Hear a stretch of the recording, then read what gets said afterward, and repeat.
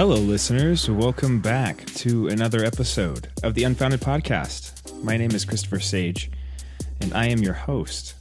I'm glad to be back on here, and luckily we don't have any buzzing going on, at least on my end, like we did to end the last episode. Sorry about that. Thankfully, it didn't come through on your end, so the last bit of the episode you could at least hear me talk. But it was pretty interesting little turn of events there to end the episode.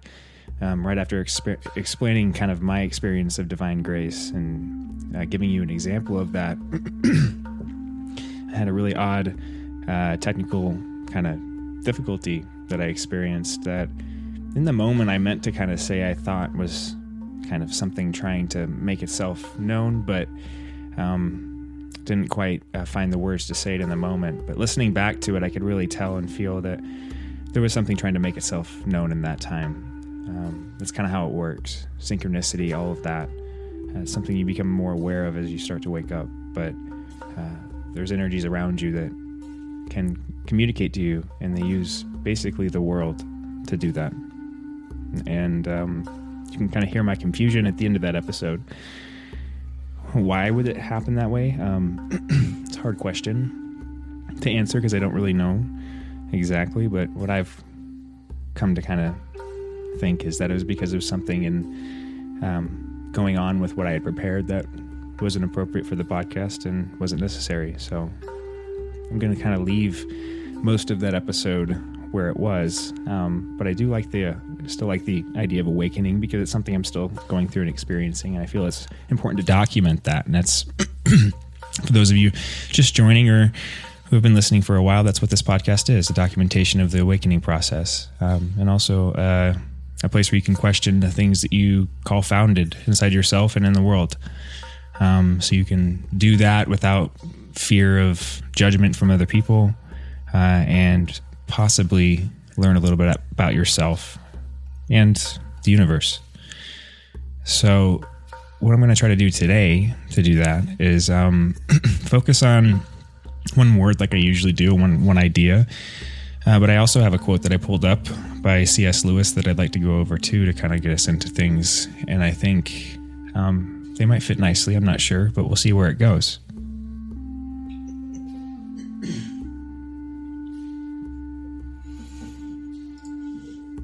C.S. Lewis is a very interesting figure. He's a philosopher, but also kind of a very... he's a theologian of sorts too. And so you get a very interesting mix of Christian viewpoints and ideas mixed with his philosophy. It's very compelling. I've always found C.S. Lewis very compelling. I even started to assign a lot of my projects C.S. Turner for a while, just because I kind of admire his writing, even though I haven't read a lot of it, oddly enough. But I guess you'll find that at times throughout your life. There's certain individuals that maybe you don't even engage with yet that much, but you kind of know you will at some point, and you find a certain resonance with, a certain interest in, or attraction to. Anyway, C.S. Lewis, this quote goes, "Imagine yourself as a living house. God comes in to rebuild that house. At first, perhaps you can understand that what he is doing. He is getting the drains right and stopping the leaks in the roof and so on. You knew that those jobs needed doing, and so you're not surprised. But presently, he starts knocking the house about in a way that hurts abominably. It does not seem to make any sense. What on earth is he up to? The explanation is that he is building quite a different house from the one you thought of. Throwing out a new wing here, putting on an extra floor there, running up towers, making courtyards. You thought you were being made into a decent little cottage. But he is building a palace. He intends to come and live in it himself." And that is by C.S. Lewis from Mere Christianity. You can see in that quote that C.S. Lewis is a very kind of poetic figure. Is a way with narrative, and I find it interesting in that quote that I think it speaks of the awakening process in a creative way, and it helps us kind of imagine what it feels like when we start to wake up, or we start to go through kind of I don't know what you'd call a difficult time in your life. And for C.S. Lewis, someone who believes in Christianity, that feels like God is trying to build a house other than the one that he's planning on putting up. Kind of the ultimate point being, you're in a house and you're going to get better than you ever wished for. That really being the ultimate point, but there's a lot in this.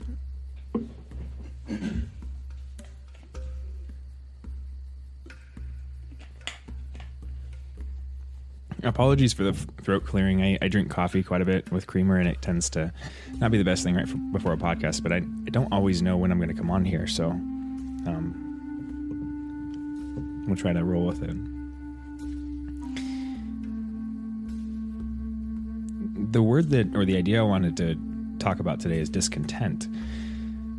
And so I'm going to try to focus on this quote from that perspective. First off, let's define it. What does discontent mean? It means, and this is off of Microsoft Bing actually, discontent means a lack of contentment, dissatisfaction with one's circumstances. And the other definition is a person who is dissatisfied, typically with the prevailing social or political situation.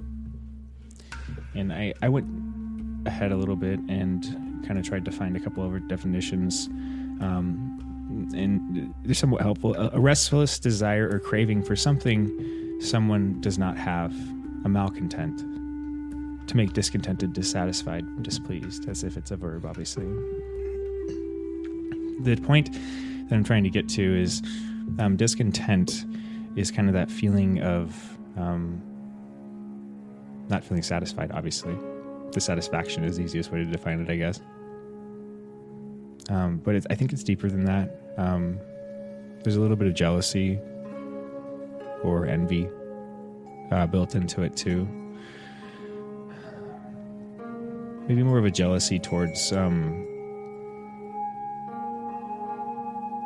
one's idea of the life they should have. I think that's the way to put it. When you feel jealous of a life that you've never seen, but one that you feel that you deserve, you feel discontent. And I think if we go back to our definition, our quote, you can see in this as he kind of describes the process of building a house and imagining yourself as a living house. And you're kind of working with God or the divine to build this thing. But as the process goes on, there's things that are out of your control. Things that maybe initially are agreed upon that are out of your control. In this case, there's a lot of stuff in your life that you're never going to be able to kind of fully control or fully influence in the way you'd like to, at least. So we kind of agree with the universe or the divine in those moments. And, hey, this isn't under my purview. I'm going to let you take care of this. Whether we do that actively or inactively by kind of ignoring those things. But as it goes on, the things that we plan to change in our lives, the things that we want to give up, those start to go away. We confront those demons, But the further you go down that rabbit hole, the more you'll recognize that you don't really want to give up everything. You're willing to kind of give up so much, and then you kind of stop and you get stuck. You plateau to a certain degree, similar to when you work out. It's hard to keep yourself motivated. And so there's a point in which the universe kind of puts situations in front of you that force you to choose. If you fail to make the choice to live the life that your higher self wants, I guess is the best way to put it, that you truly want, if you're going against yourself in that way, well, what would you do but kind of sabotage, make yourself feel bad? If you were your higher self, I guess, is the way I'm putting it. So God, in this sense, starts to change things, starts to kind of move things, bits of your life, pieces that you don't really expect to be moved, and that hurts, like really badly. Maybe it's in the form of a project you've worked on really hard. Maybe it fails. Maybe it's an idea you've had that you realize you're never going to do. Maybe it's something that maybe it's a relationship that fails. Maybe it's you lose your job. Maybe it's you lose your house. It could be anything. Maybe it's all of those things. Maybe it's some of those things. Maybe it's you go broke, And each of those things hurts. But all of them lead you to the same point. A foundation. Something to build on.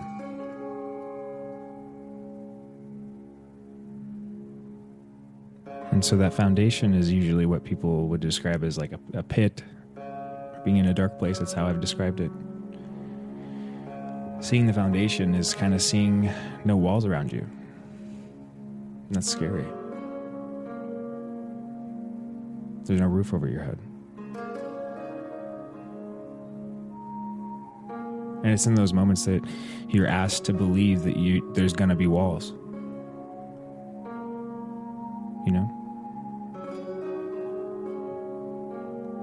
There's going to be a roof over your head.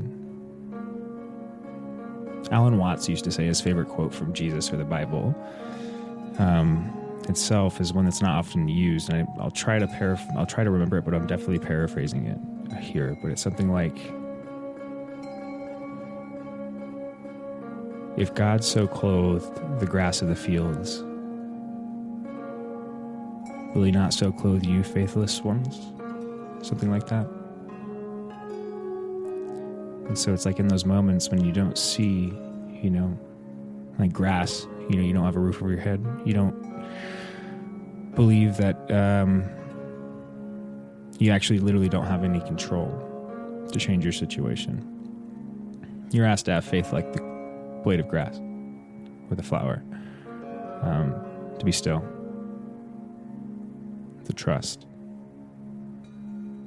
that you need to set a foundation first. And sometimes you have to take down the walls. Sometimes the walls you had weren't properly built. Sometimes the insulation was bad, whatever it is. Whatever you didn't see that the divine did or does. Those are the areas that you're going to feel that abominable, as C.S. Lewis put it, pain.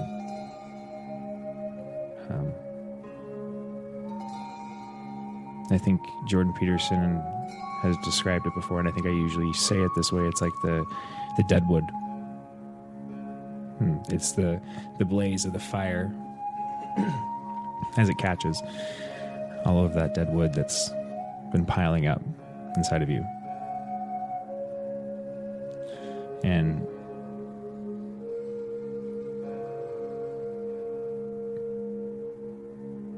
one of the things we don't like to admit about this world that we all share is that the external world really is a reflection of our internal world. A lot of people are into like dream interpretation. It's not something I've really studied too much or looked into too much, but from what I understand right now, with what I've been going through, I would imagine or assume that the reason dream interpretation works to some degree is your subconscious is kind of a mirror of your living world, but sometimes like a more literal mirror and sometimes more of a fictional depiction of it. And in a similar way, I think your waking state is also a mirror of the physical world. Not that your ego is shaped by what you see. That's also true, I think, to some degree, obviously, but it has to do with like manifestation. It's you get back what you put out kind of a thing. right? And recognizing that your external world is a reflection of you and how you feel about yourself is important when you're going through any hard time, because it gives you something to look at. Excuse me for constantly clearing my throat. It annoys me when I'm listening back to my podcast, so I hope it doesn't annoy you. You know, it gives you something to focus on, something to grab onto. Oddly enough, if you sit in those dark places, if you sit on the foundation with no walls, you'll figure out eventually where to start, how to build frame, you know. It's like the story of Noah, or if you've ever seen Evan Almighty. It's a really funny movie. It's a good one. I recommend it. It's good with the family, you know. But me, Bethany, and our boys were watching it probably a couple months ago, and one of the parts that hit me the most was how the whole time Evan's like really scared. You know what I mean? It's different than Bruce Almighty. In Evan Almighty, he has everything. You know, he's not wanting for anything. His life's already going well, and then all of a sudden he gets delivered like all of this lumber on his front lawn and a note, and he runs into God, you know, tells him to build an ark and there's going to be a flood. But there's not much communication. And most of the time, you know, Evan is left kind of wondering and questioning, what am I supposed to do here? You know, I don't know how to build a boat. But every time he gets to a point where he feels like he's going to give up or needs to, or there's no other option, he's either forced to or by like unforeseen circumstance that in the movie is shown as like divine intervention, which that's what I would describe as synchronicity. It's the way that you're directed, right? But he either gets directed that way or kind of by just a helping hand, you know, divine grace. I guess it'd be the other way to put it. And by the end of the movie, you know, everybody is doubting him, and even he himself is doubting himself, because, you know, the rain comes and then goes and nothing happens, but and everybody forgets about the lake and the dam that wasn't built right. And, you know, this man-made errors. Kind of like Tower of Babel.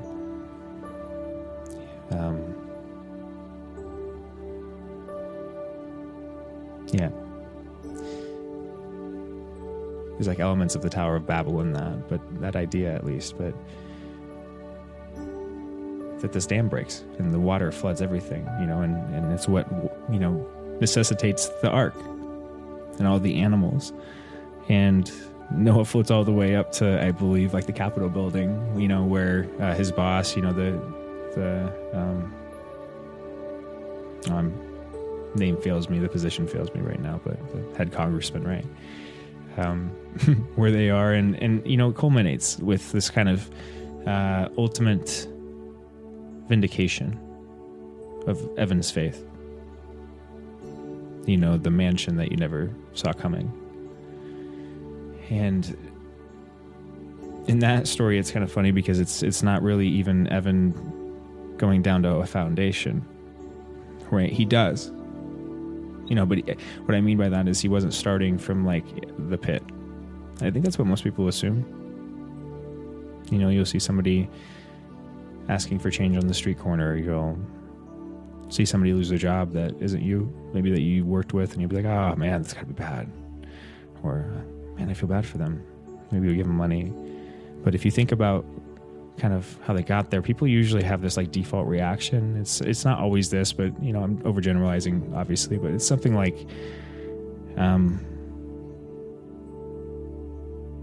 they don't imagine what they were before. All of those faces that you see as you drive by, you know, it's a lot more since COVID, right? Like, who were they before they were that?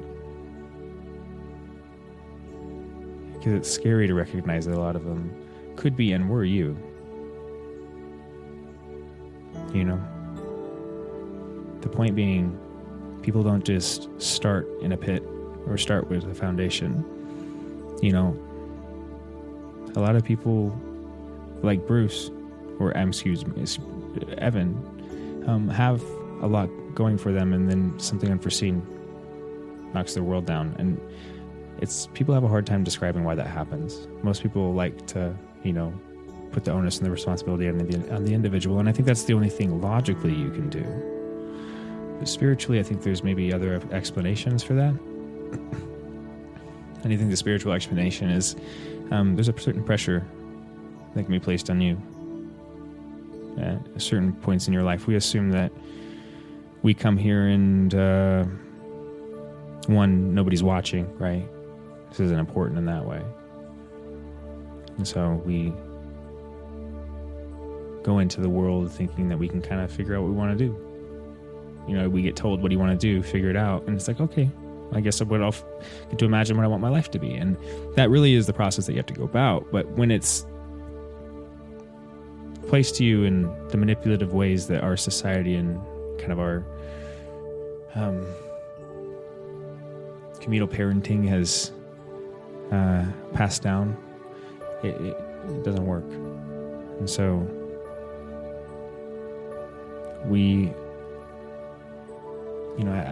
I'm sorry, I lost my train of thought there. Must have been something that must be getting away from the topic here, but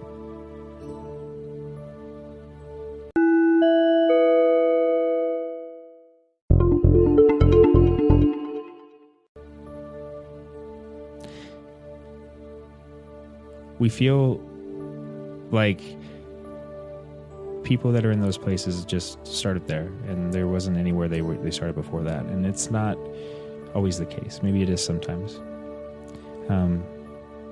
Even if you don't feel that way, if you recognize often that people may have just had bad luck, maybe that's how you think about it, and you feel like you do imagine who they were before then. I feel like there's this admirable stance or viewpoint to take, but it's not like it really is the truth either, because it has like pity built in, which isn't what people need. It leads me back where I was. The spiritual meaning of it, right? That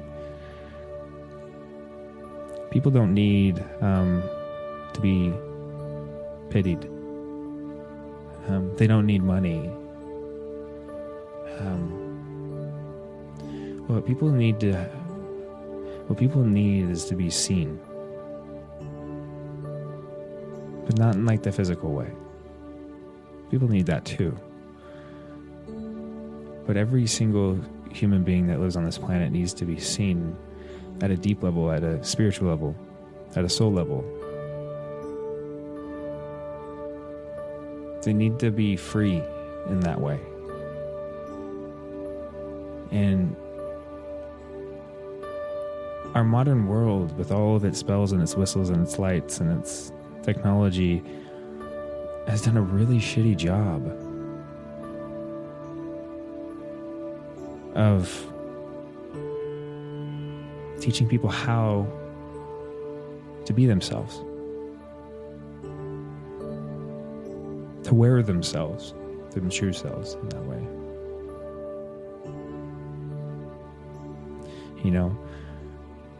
The movie The Joker is one of my favorites.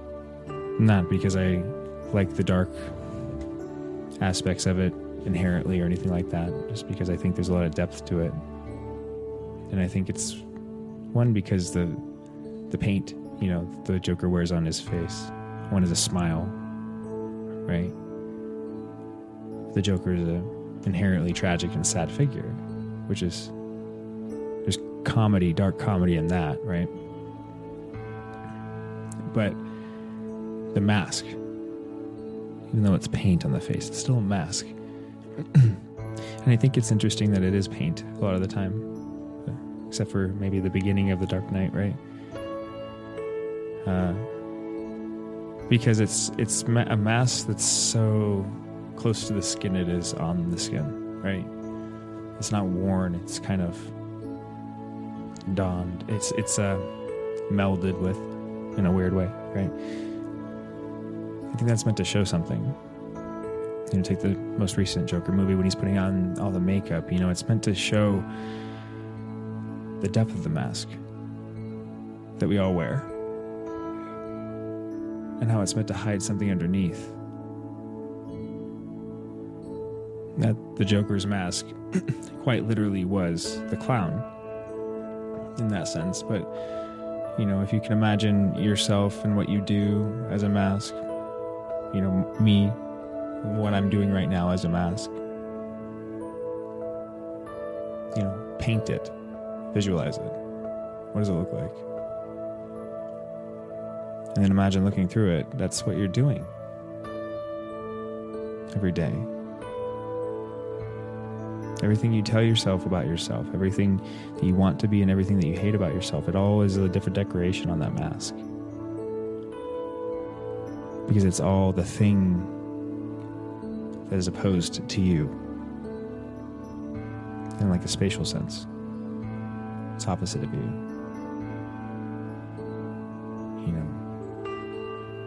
I want to be happy. It implies that the thing you already are isn't. Which it is inherently. If it was allowed to be. That's why you can wake up at any second. That's why they speak of, like there being a possibility in Buddhism, in Zen Buddhism, I think, that you can wake up instantaneously in a moment. You can relinquish all of the aspects of whatever of this world and kind of go on and off into nirvana. At any moment, you can choose it. And it's that simple. The distinction that needs to be recognized between awakened and not awakened is that simple. Which they're onto something, I think, for sure. I've been influenced by Zen Buddhism quite a bit. Not to assume that I woke up. But I think I understand what they mean.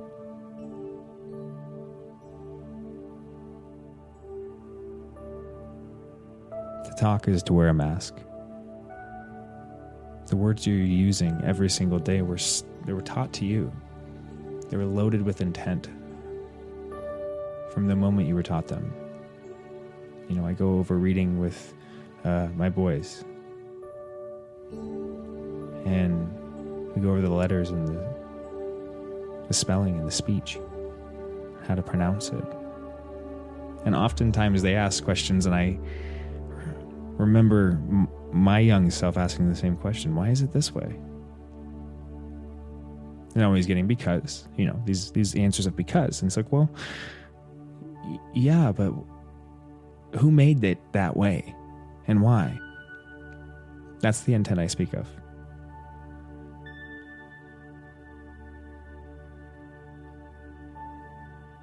There's whole languages that don't have words for physical things. There's no word, I think, in certain South American languages, like somewhat dead languages, I believe, but to describe things like snow, or maybe it's certain Pacific Islander languages. I'm not 100% certain, but I know there's certain languages that don't experience snow. They're by geography, they didn't live in a region that would experience snow, so they didn't have a word to differentiate snow and rain. It was just a word for stuff that falls from the sky. So there's like kind of an example of like an obvious example of how words themselves can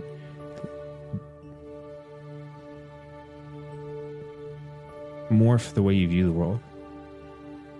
Imagine what it would be like to look at the sky and not recognize, or have a word to describe the difference between snow and rain.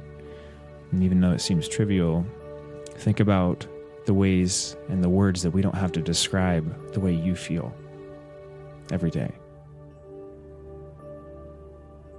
Think about the relationships you've had that you've maybe left and felt like you should have done something or should have said something, or something was left undone. Why? And it's like, if you dig deep enough, you'll usually realize it's because a lot of times there isn't words to describe what you feel. In the moments of kind of passion, I guess you'd describe it, and then the aftermath. There's no words.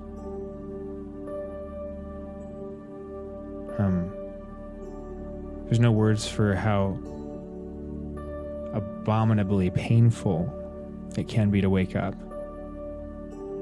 How hard it can be to build the house, and to watch it be torn down. There's no words for kind of, in a similar way, the way it feels to love someone. That's why poetry focuses on it so much. It's like its favorite topic. Not just poetry, but art in general.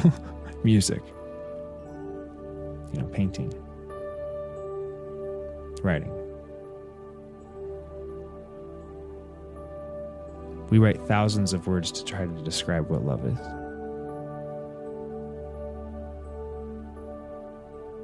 People come from all over the world to look at a painting and try to figure out what a lady from the Renaissance period is thinking. A figure like the Mona Lisa. Try to describe the haunting effect that that painting has on someone. Everyone. So much so that they travel to it, Why people become obsessed with fantasies together. Harry Potter, Sells millions of copies all over the world. Captures the minds of millions of children and kind of spans generations. Parents then, like we are, read those books to their children. Watch those movies with them. Share those fictions with them and kind of pull the morals, the structure of life out of them, which is the purpose of our myths, our legends, our fantasies. That's what those are. That's what Harry Potter is,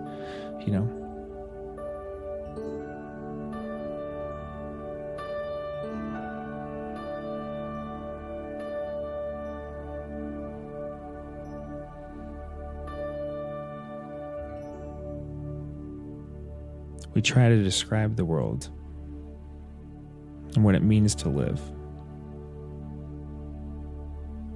And we look to metaphors. But nothing ever really does it right. Nothing ever really quite captures what it means to be alive.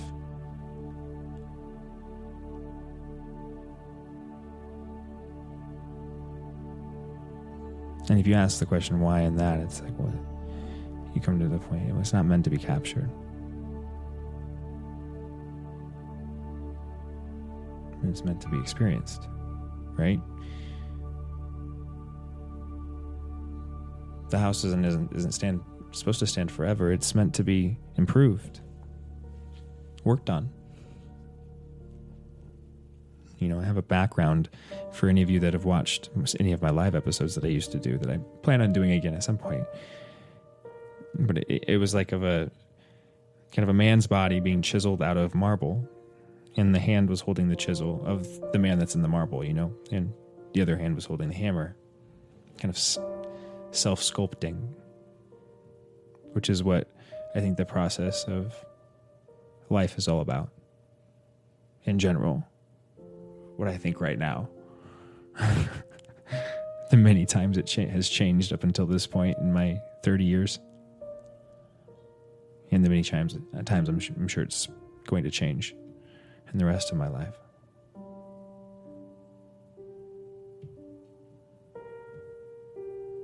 He intends to come and live in it himself. Why would the universe help you?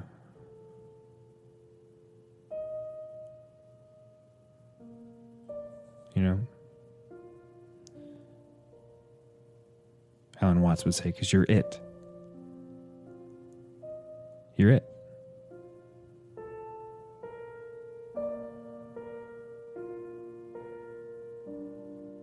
Where else would the universe want to spend its time?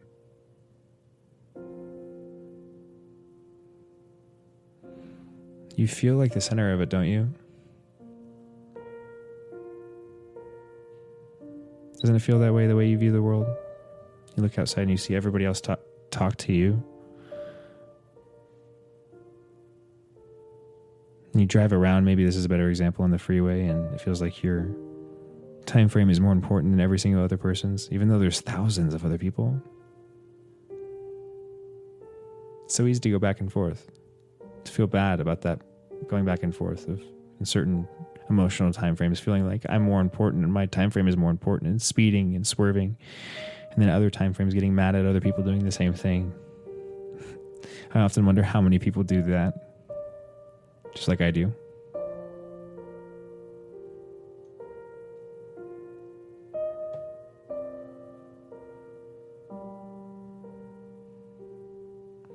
Everybody feels like they're the center of the universe because there's a fundamental truth in that nobody understands.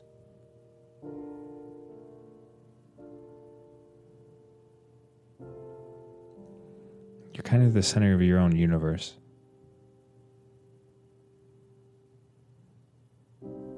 Everything you see, everything the light touches, like the Lion King says, everything the light touches is yours.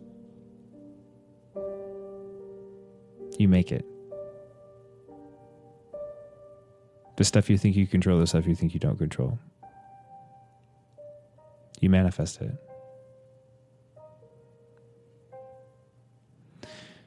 You don't get to choose when things happen. You don't get to control what you feel. You don't get to know beforehand.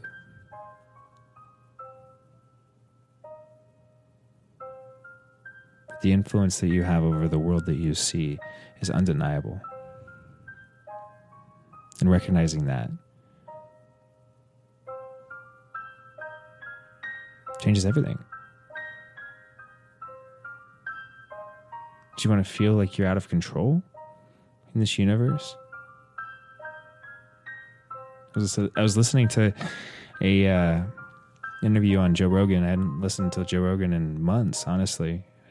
Disconnected from everything for a while. But Steven Pinker was the person that was on, and it was an interesting interview. I haven't listened to the whole thing yet, but some of the topics they had, I found myself getting frustrated with Steven Pinker, and I won't go too much into it because he's not here to defend himself, obviously, but I have a frustration in general with this assumption that rationality and the scientific method and approaching everything from the same frame of mind, the same perspective, is the way that we heal the world, evolve. And I think the reason it's so tricky for a lot of people, especially people that get into the scientific world itself as a profession, or maybe in academia, is because there is like fundamental truth in it. Like there is a singular, like grand perspective that everybody can kind of align under, and that's kind of what I was just saying. You're it. But it doesn't mean that everybody has to think the same thing. It's actually the opposite of the point. Everybody, and not only that, but everybody should think the same way. There was this argument that this conversation that Rogan and him were having, and Steven Pinker, and they were talking about rationality. And Steven Pinker was kind of arguing that rationality is kind of the dominant mindset, the dominant perspective, the way that everybody should view the world.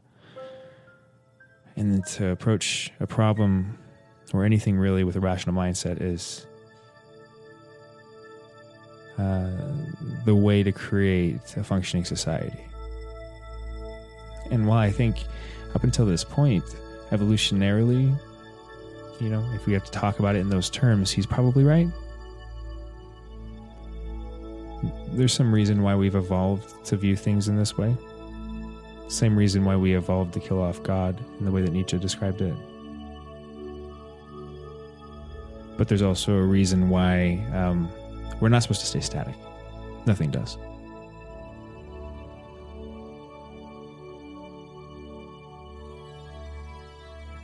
You want as much variance as possible, as many perspectives as possible on this thing we call the universe and life. Like, you don't want one flashlight looking at itself? Where's the fun in that? You want thousands of flashlights at different positions, doing different things, shining different pulses and colors.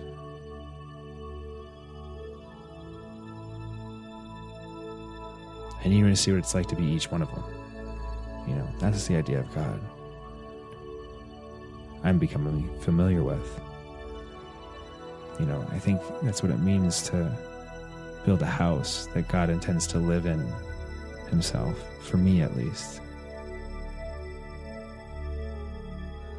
Just to kind of recognize that I'm no one in that sense. What I see, maybe even to a lot of sense what I want, when I'm thinking I want this, it's not me. It's not mine. I am just present here. And I do what the thing people call Chris Turner does. Not because people describe me as a thing, as a certain type of thing, and because I want to impress them or make them right, prove them right. No, it's something like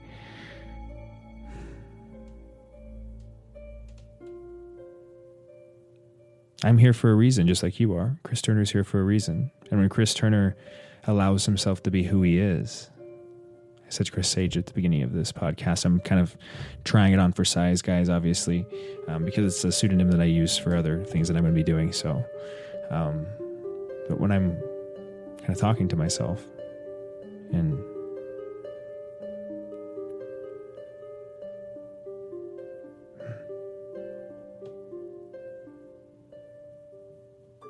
I lost my train of thought there. I'm sorry.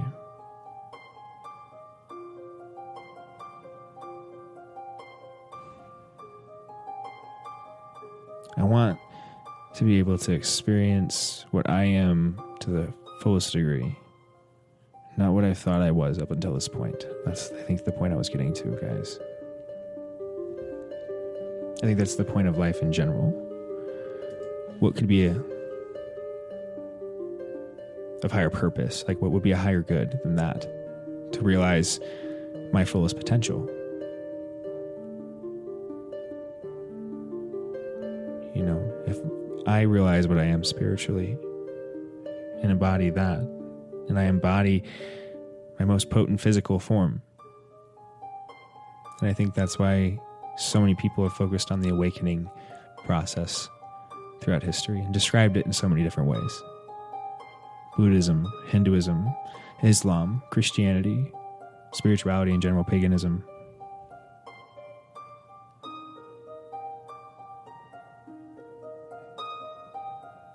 Pretty much every religion that I could find or think of recognizes this process, and that's because I think it is the point. And if everybody needs to be on a similar wavelength, is that you're it. I am you, you am I. And I am no one.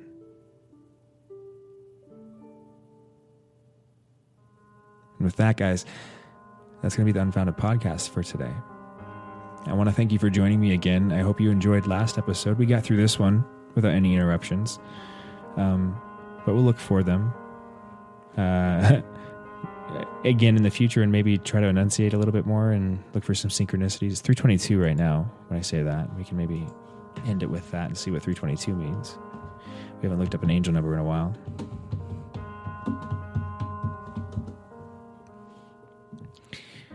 The angel number 322 is a message of encouragement from your guardian angels and ascended masters, as well as the archangel Raphael.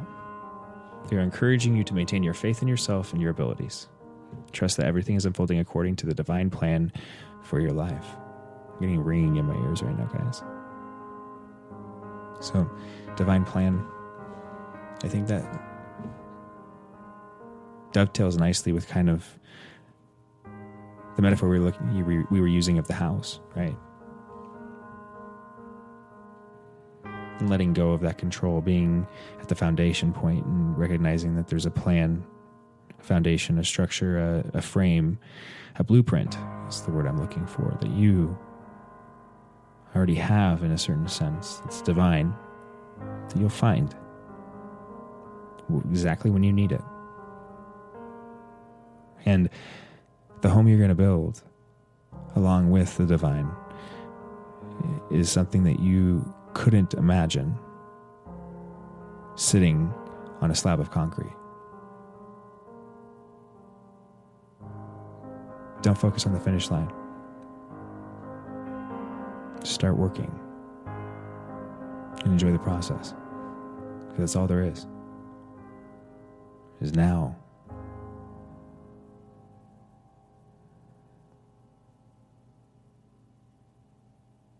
We'll talk to you soon. Bye-bye.